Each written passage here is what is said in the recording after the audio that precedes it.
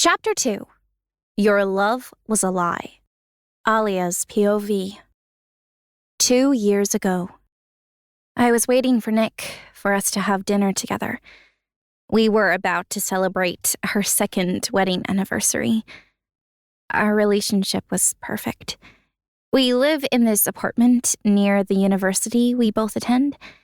He was about to finish his engineering degree, while I still had 4 semesters to go. I met him at the faculty 3 years ago, when he transferred from another university. He never wanted to tell me why he transferred. It was love at first sight, I must confess, although he completely ignored me at first. Over time, he became the popular guy, the quarterback of the university's football team.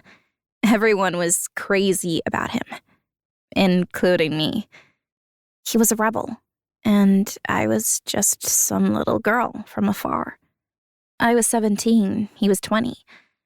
I spent the following months watching him from a distance, dreaming about him, until one day. "Move!" Someone shouted. A huge, strong mass of flesh lunged at me, knocking me to the ground, to the wet grass of the football field, to be exact.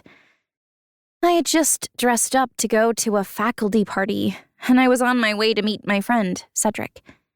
The big guy helped me to my feet. I didn't see him. My eyes were on my dress, smeared with mud and grass.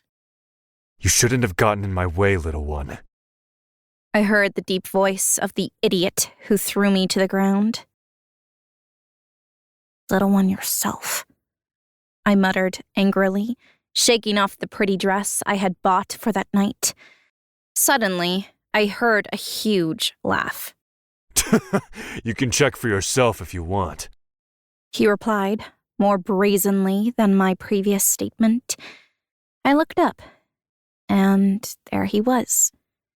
Nicholas Garnett, the most gorgeous man that I had been watching from afar for months. He was smiling sideways, looking more handsome than ever. "You can't handle me," I said, raising my chin. I had no experience at all. I hadn't even kissed anyone. I was very, very, very much a virgin. But I knew the hidden meaning of his remark, so I had to carry on with it. Another laugh rumbled in his chest. "Are you sure?" He observed my face, and although he managed to intimidate me a bit, I didn't show it. "Sure," I replied in a sing-song voice, which made him smile. "You owe me a dress. I'll send you the bill.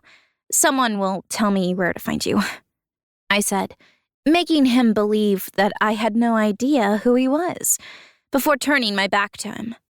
"We can talk about it tonight at the faculty party. You can go with me," I heard him say, which made me stop in my tracks. I couldn't help but smile to myself.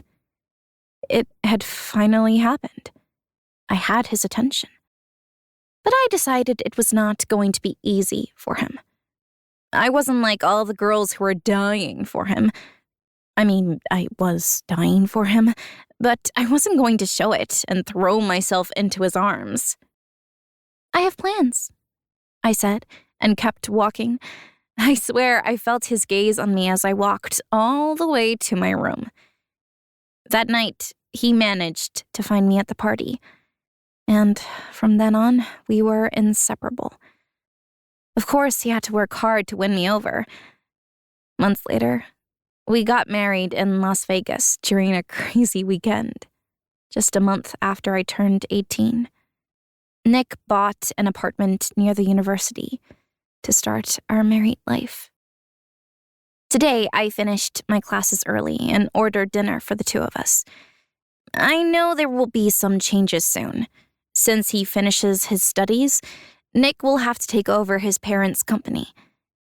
His family is a topic we don't discuss. Only the 2 of us know about our marriage, too. We decided it would be better that way so we could live it peacefully. But that is going to change from now on. And that is also something that makes me feel uneasy. I heard the door open. I ran toward it to throw myself into my husband's arms.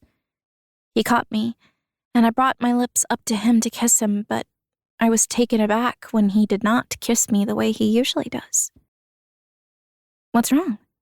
I asked, a lump in my throat when my feet touched the floor. We need to talk. That sentence sent shivers down my spine. He walked to the living room, and I followed him, wanting to know what was happening. Nick sat on one of the couches while I remained standing. I want a divorce, he said in a cold tone. Suddenly, I felt my world crumble, and a pain settled in my chest, making it hard to breathe. What? I barely managed to ask. I took a step back. What we have, needs to end today, he stated without showing any hesitation. I don't understand. I shook my head slowly. My life is going to change from now on, and there's no room for you in it. Our relationship lasted as long as it needed to. Our worlds don't belong together. I couldn't believe he was now talking about our class differences. He never cared that my family was middle class while he was rich as fuck. He stood up and approached me. He then handed me a document. It was good. I won't deny it. You're good. He caressed my cheek and looked at me. I took another step back and slapped him. I don't recognize this person standing in front of me. Who are you? I asked, choking back the urge to cry while he touched his reddened cheek. I am what you see. It was interesting to win you over at first, and I won't deny that I had a good time with you. I got used to you over these 2 years, but I'm bored now. We're young. We have a lot to live and people to meet. Look at it this way. I'm doing you a favor. The coldness of his voice froze me to the bones. Your love was a lie. Nothing was real. I looked into his eyes, refusing to cry. It wasn't love, exactly. He shrugged and picked up the divorce papers. Rage burned inside me. He lied to me. He deceived and fooled me all this time. I gave him my all, but it turned out he was a total jerk. This apartment will be in your name. You can do whatever you want with it. Keep it or sell it. Whatever you think is best. I don't care. With my quickening breath, I searched for a pen in the bag I always carried to university. I snatched the divorce papers from his hands and placed them on the table. I saw that his signature was already on them. With pain, I signed each page on it. I don't want anything that comes from you, I said, as I passed by him and hit his chest with the papers. I entered the only room in the apartment, looking for my clothes and university stuff, the only things that belonged to me, and the small gift box I had been saving to surprise him on our anniversary. I snorted, feeling the knot of emotions stuck in my throat. I carried it in my free hand as I dragged the suitcase to leave the apartment. I stopped when I saw him in the living room. I thought he had left already.